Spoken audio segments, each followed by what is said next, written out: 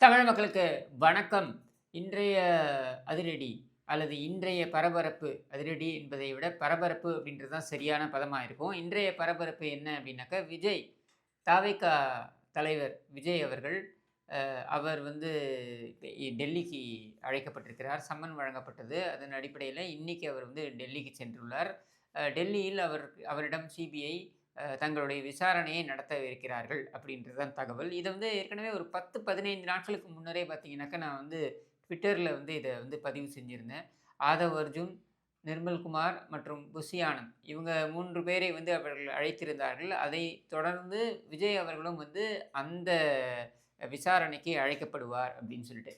இதில பார்த்தீங்கன்னா, நெறைய மீடியாக்கள்ல வந்து வரக்கூடிய தகவல்கள் என்னன்னா, ஏதோ விஜயை வந்து அப்படியே பெரட்டுறா மாதிரியும், அவர் கழுத்தை நெருக்குறா மாரியும், இந்த மாதிரிலாம் வந்து ஒரு பில்டப்ப குடுத்துக்கிட்டு இருக்காங்க.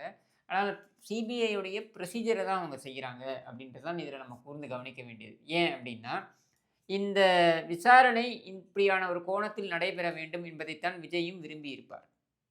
ஏன்னா, அவங்க வந்து உச்சநீதிமன்றத்துக்கு போகும்பொழுது, இந்த கரூர் சம்பவமை தொடர்ந்து அவர்கள் மாநில அரசாங்கத்துடைய தகுதித்தங்கள், அது மட்டும் இல்லாமல் மாநில அரசாங்கத்துடைய அராஜக போக்கு, இதையெல்லாம் எதிர்த்து அவங்க மேல்முறையீடு அப்படின்ட்டு உச்சநீதிமன்றத்துக்கு சென்ற பொழுது, உச்சநீதிமன்றத்தில ஒரு உச்சநீதிமன்ற ஓய்வு பெற்ற நீதியரசருடைய தலைமையிலான ஒரு குழு அமைக்கப்பட்டு, அந்த குழுவுடைய மேற்பார்வையில சிபிஐ விசாரணை செய்யும் அப்படின்ற ஒரு உத்தரவு பெற்றிருக்கிறார்கள். அதை விஜய் அவர்கள் வரவேற்றும் இருக்கிறார். அப்படின்ற ஒரு சூழல்ல, விஜய் ஒத்துழைக்க வேண்டிய அவசியமும் இருக்கிறது. ஒரு சாட்சியாக. ஏன்னா, அவருக்காகத்தான் அந்த கூட்டமே ஏற்பாடு செய்யப்பட்டது. அப்ப அவர் தான் அந்த கூட்டத்திற்கு போறார். அவர் அந்த கூட்டத்திற்கு செல்லும் பொழுது, அங்க நீங்க இந்த சம்பவம் நடைபெற்றது என்கிற நிலையில அவர் நேரடி சாட்சியாக இருக்கிறார். அதனால அவரை விசாரிப்பது அவசியமாகிறது. அது மட்டும் இல்லாமல் இந்த கூட்டத்தை யார் யார் ஏற்பாடு செய்தார்கள்?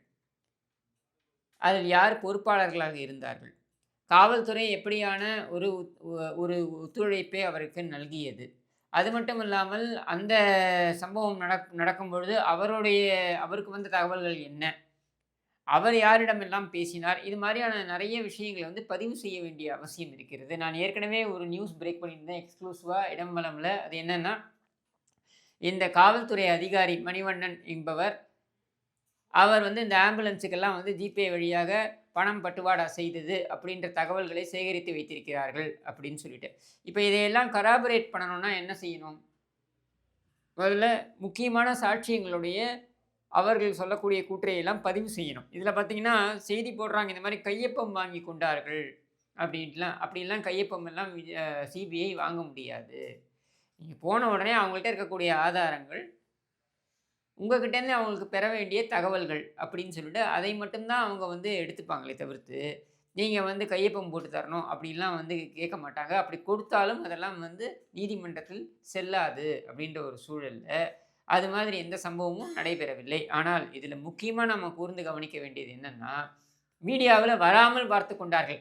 கடைசியில வேற வழி இல்லாம வெளியில வந்துருச்சு. கத்திரிக்காய் முளைச்சா கடத்தெருவுக்கு வந்து தானே ஆகணும். அது என்னன்னா, நம்ம தமிழகத்துடைய ஏடிஜிபியாக சட்டம் ஒழுங்கு ஏடிஜிபியாக இருந்து இப்பொழுது டிஜிபியாக பணி உயர்வு பெற்றிருக்கின்ற டேவிட்சன் தேவாசீர்வாதம் அவர்கள். அவர் வந்து அழைக்கப்பட்டிருக்கிறார். ஒரு முக்கியமான காவல்துறை அதிகாரி. யாரு? நம்ம ஸ்டாலினுடைய பொம்மை ஸ்டாலினுடைய நேரடி கட்டுப்பாட்டில் இருக்கக்கூடிய காவல்துறையுடைய முக்கியமான காவல்துறை அதிகாரி, ஒரு டிஜிபி பதவியில் இருக்கக்கூடிய ஒரு அதிகாரி இப்பொழுது விசாரணைக்கு அழைக்கப்பட்டிருக்கிறார். இதை வந்து 1 மணி வரைக்கும் எந்த நியூஸ் சேனலும் பிரேக் பண்ணல. விஜய்க்கு சம்மன் போன அதே சமயத்தில தான் அவருக்கும் சென்றிருக்கிறது. ஆனால் விஜய்க்கு சம்மன் சென்றிருக்கிறது என்பதனை நியூஸ் ஃபிளாஷ் போட்டு பிரேக் பண்ணவங்க, இதை மட்டும் வந்து போடவே இல்ல. விஜயை கிடுக்கிப்பிடி கேள்விகள் கேட்டு விசாரிக்கிறார்கள் என்றெல்லாம் போட்ட செய்தி போட்ட ஊடகங்கள் எதுவும், இந்த காவல்துறை உயரதிகாரியை கிடுக்கிப்பிடி கேள்விகள் போடுகிறார்கள் அப்படின்றத பேசவே இல்ல. அப்போ இந்த ஏடிஜிபி டேவிட்சன் தேவாசீர்வாதம் அவர்கள் ஏனென்றால் அந்த காலகட்டத்தில, அதாவது இந்த சம்பவம் நடந்த அந்த தருணத்தில அவரும் கரூரில் இருந்ததாக சொல்லப்படுகிறது என்ற சூழல்ல, அவரிடம் விசாரணைக்கு அழைத்திருக்கிறார்கள் என்பது மிக முக்கியத்துவம் வாய்ந்தது. விஜயை சம்மன் கொடுத்து அழைத்திருக்கிறார்கள் என்பதை விட கூடுதலான முக்கியத்துவம் வாய்ந்தது இது. ஏன்னா, இவங்க இந்த சிபிஐ விசாரணை நடக்காமல் இருக்க வேண்டும் என்பதற்கு என்னவெல்லாம் செய்ய முடியுமோ அத்தனையும் செய்து பார்த்தார்கள். அப்ப யார் பயப்படுறாங்க? சிபிஐ விசாரணை வேண்டாம் என்று நினைக்கக்கூடிய இந்த மாநில அரசாங்கம் தான் பயப்படுகிறது என்று எடுத்துக்கொள்ள வேண்டும். அப்ப யாரை மறைப்பதற்கு, யாருடைய செயலை மறைப்பதற்கு இதையெல்லாம் செய்கிறார்கள் அப்படின்றத நம்ம கூர்ந்து கவனிக்கணும். இத தான் நம்ம ஒண்ணு ஒண்ணா பிரேக் பண்ணிட்டே வரோம். அப்ப இந்த தகவல்கள் எல்லாம் சேகரித்து வைத்திருக்கின்ற சிபிஐ ஒரே நாளில் இந்த உயர் பதவியில் இருக்கக்கூடிய காவல்துறை அதிகாரியையும், விஜயையும் அழைக்கிறார்கள் என்றால், இவரிடமிருந்து தகவலை பெற்றுக்கொண்டு, அவரிடமிருந்து அந்த கொராபரேட் பண்ணணும் அப்படின்றதுக்காகத்தான் அதை செய்திருக்க முடியும். அப்போ அந்த கட்டம் தான் இப்பொழுது நடந்து வருகிறது. இது மட்டும் இல்லாமல் சிபிஐயோட விசாரணை எப்படி இருக்கும் அப்படின்னு பார்த்தீங்கன்னா, இப்போ உதாரணத்துக்கு நான் வந்து கனிமொழி அவர்கள் மீது ஒரு வழக்கு பதிவு பண்ணணும் அப்படின்னு சொல்லிட்டு ஒரு புகார் கொடுத்திருந்தேன். இது எப்போ அப்படின்னா 13, 14 காலகட்டத்தில இது சம்மந்தமா ஒரு புகார் கொடுத்திருந்தேன். அது என்னன்னா, வோல்டாஸ் அப்படின்ற நிறுவனத்துடைய அந்த கட்டிடம் கிட்டத்தட்ட ரூ. 650,00,00,000 பெறுமானம் உள்ள கட்டிடம் இங்க சென்னையில இருக்கு. அந்த கட்டிடத்தை கைமாற்றி வோல்டாஸ் நிறுவனம் இந்த ஸ்பெக்ட்ரம் அ ஒ ஊழல் இருக்கு இல்லையா? இது சார்ந்த ஒரு லஞ்ச பணமாக கொடுத்திருக்கிறார்கள். அப்படின்னு சொல்லி ஒரு குற்றச்சாட்டை பதிவு செய்து, அந்த புகாராக பதிவு செய்திருந்தேன். அந்த புகார் சம்பந்தமா என்ன வந்து சிபிஐ விசாரணைக்கு அழைத்தார்கள். என்னன்னா, நான் புகார்தாரர் அப்படின்றதுனால என்னையும் விசாரணைக்கு அழைத்தார்கள். அதில என்ன பண்ணுவாங்கன்னா, அவங்க கூப்ட்டு ஒரு அஃப்கோர்ஸ் என்ன வந்து டெல்லிக்கெல்லாம் கூப்பிடல. இங்க சென்னையில தான் கூப்ட்டாங்க. சென்னையில பார்த்தீங்கன்னா, ஒரு நாள் முழுக்க உட்கார வச்சு அவங்கள்ட்ட இருக்கக்கூடிய உங்கள்ட்ட என்ன ஆவணங்கள் இருக்குன்னு கேட்பாங்க.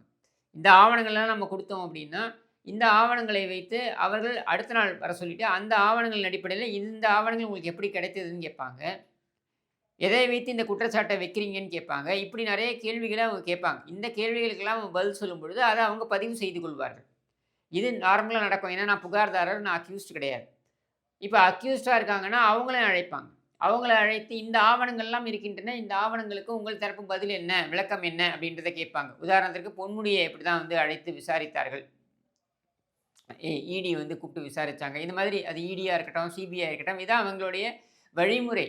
அப்ப அந்த வழிமுறையை தான் இங்கே பின்பற்றுகிறார்கள். இங்கே விஜய்க்கு இந்த அழைப்பு விடுக்கப்பட்டிருக்கிறது அப்படின்றதை கூர்ந்து கவனிக்கக்கூடியவர்கள், அதை விட அதிகமாக நியாயமாக கூர்ந்து கவனிக்க வேண்டியது என்னன்னா, எப்படி ஒரு காவல்துறை உயர் அதிகாரி, ஒரு டிஜிபி போஸ்ட்ல இருக்கக்கூடிய ஒரு காவல்துறை அதிகாரி இங்கே அழைக்கப்பட்டிருக்கிறார்.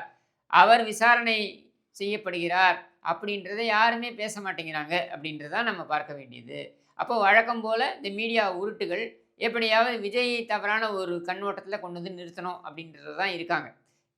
இதெல்லாம் ஒரு பக்கம் இருக்கும் பொழுது, விஜய் பக்கமும் வந்து இருக்கக்கூடிய பொறுப்புகள் என்னென்ன அப்படின்றதும் இன்றைக்கு கேள்விக்குறியாகும். அதாவது யார் இந்த கூட்டத்தை நடத்தியது?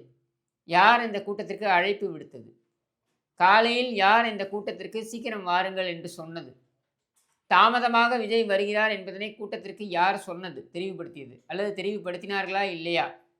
அப்புறம் அங்க வந்து அந்த மக்கள் அந்த நெரிசல் கூட்ட நெரிசல் ஏற்பட்ட பொழுது ஒரு குழந்தை எல்லாம் சிக்கிக் கொண்டது அப்படின்ற தகவலை விஜய்க்கு எப்பொழுது சொன்னார்கள்? அது உடனே சொன்னார்களா? இல்லையா?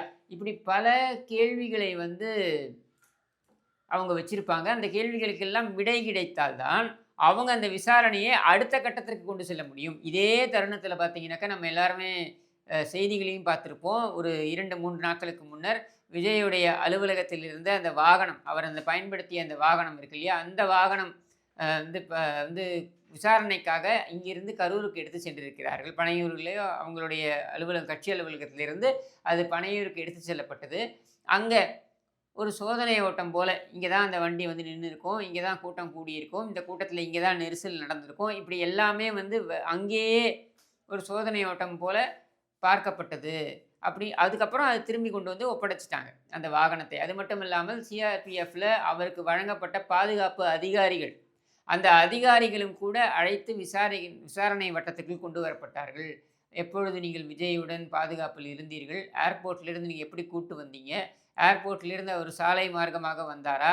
சாலை மார்க்கமாக வந்தார் என்றால் எங்கெல்லாம் வந்து அவர் மக்களை சந்தித்தார்? அப்பொழுது பாதுகாப்பு வசதி கொடுத்த நீங்கள், அல்லது பாதுகாப்பு கொடுத்த நீங்கள் அங்கே கூட்டத்தில் என்னவெல்லாம் பார்த்தீர்கள்?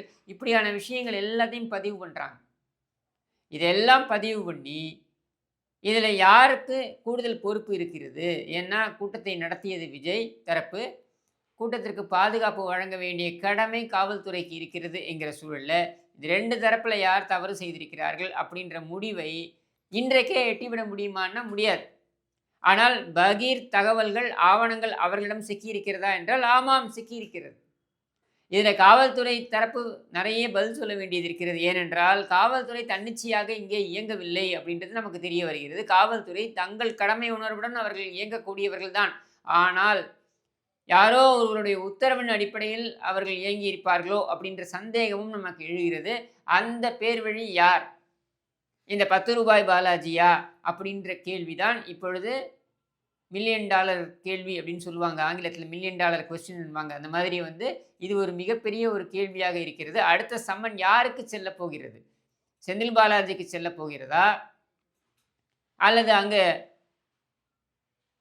கூடியிருந்த காவலர்களிடமிருந்து பெறப்பட்ட வாக்குமூலத்தின் அடிப்படையில வேறு சில அரசியல் புள்ளிகளுக்கு செல்லப் போகிறதா? அப்படின்றத வரும் நாட்களில் நாம் பார்ப்போம் என்று கூறி விடைபெறுகிறேன். நன்றி.